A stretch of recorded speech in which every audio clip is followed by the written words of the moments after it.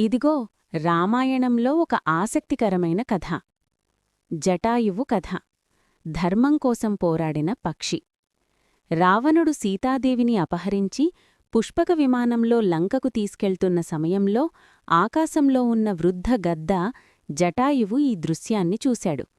సీత ఏడుస్తూ సహాయం కోరడం చూసి రావణుణ్ణి ఆపాడు.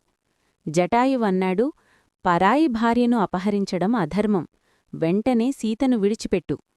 వృద్ధుడైనప్పటికీ శక్తివంతమైన రావణుణ్ణి చూసి భయపడలేదు.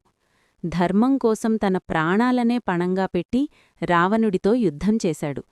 చివరికి రావణుడు జటాయువు రక్కలను కోసి తీవ్రంగా గాయపరిచాడు.